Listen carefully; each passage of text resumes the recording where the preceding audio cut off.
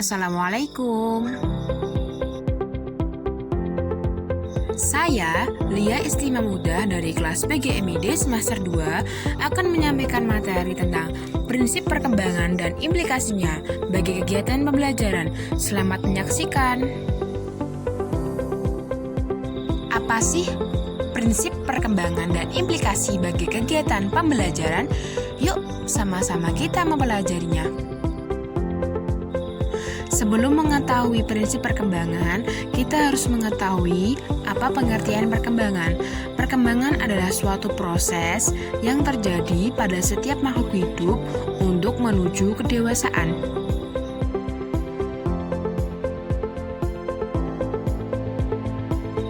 Yang pertama, prinsip kesatuan organis, yaitu perkembangan individu merupakan satu persatuan antara beberapa fungsi yang saling berpengaruh antara satu dengan yang lain. Contoh, perkembangan kognitif anak harus juga ditinjau dari perkembangan yang lain, afektif atau psikomotorik. Implikasinya, pelajaran-pelajaran yang diberikan harus berhubungan satu dengan yang lain, adanya kurikulum yang terintegrasi dengan baik.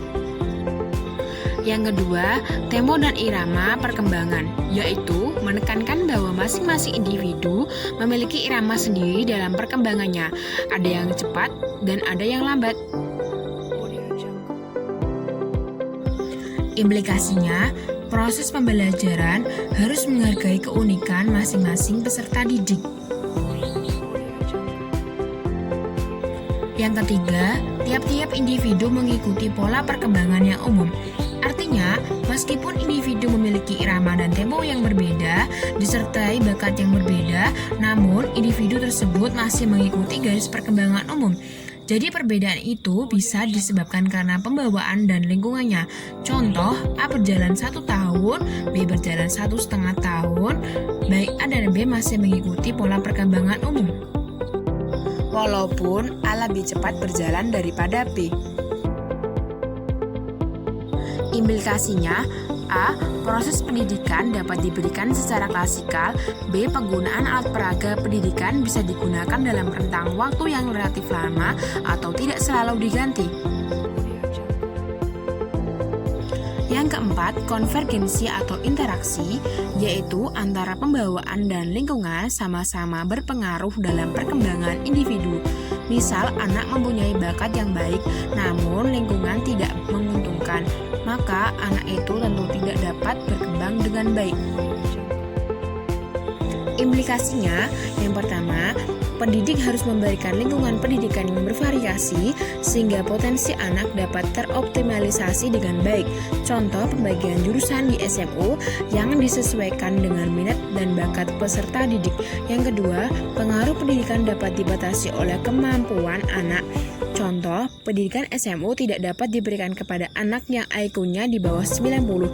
Yang ketiga, dalam batas-batas normal, kemauan anak tidak boleh dikengkang atau dibatasi, karena anak adalah manusia yang aktif, bukan pasif.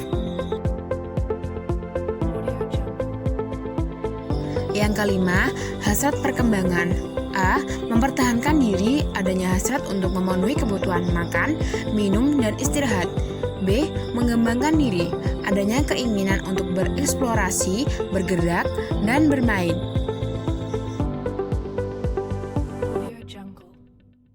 Implikasinya, jalannya proses pembelajaran harus memperhatikan adanya hasrat atau kebutuhan tersebut.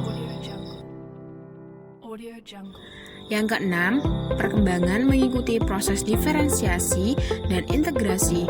Dengan bertambahnya umur, perkembangan individu akan semakin maju juga sehingga terjadi suatu proses diferensiasi dan integrasi. Contohnya, bayi memiliki gerakan yang tidak teratur dengan bertambahnya umur. Gerakannya dapat dipisahkan, misal gerakan tangan saja atau koordinasi gerakan tangan dan kaki secara bersamaan. Implikasinya, proses pembelajaran harus memperhatikan diferensiasi dan integrasi. Misal, dalam berhitung ada proses pembelajaran tambah, kurang, kali, dan bagi secara terpisah, tapi kemudian perbagian diintegrasikan dalam perhitungan yang makin kompleks. Yang ketujuh, fungsi psikis tidak timbul secara berturut-turut tetapi secara bersamaan. Contoh, kegiatan menulis melibatkan fungsi ingatan, pikiran, perasaan, dan gerak secara bersamaan. Implikasinya, proses pendidikan hendaknya memperhatikan keterlibatan beberapa fungsi dalam kegiatan pembelajaran. 8. Pertumbuhan dan perkembangan membutuhkan suatu asuhan atau bimbingan yang dilakukan dengan sadar. Implikasinya, para pendidik harus menyadari secara baik bahwa apa yang diberikan kepada peserta didik itu baik dan sesuai dengan tahapan perkembangannya yang sudah dirancang secara terencana.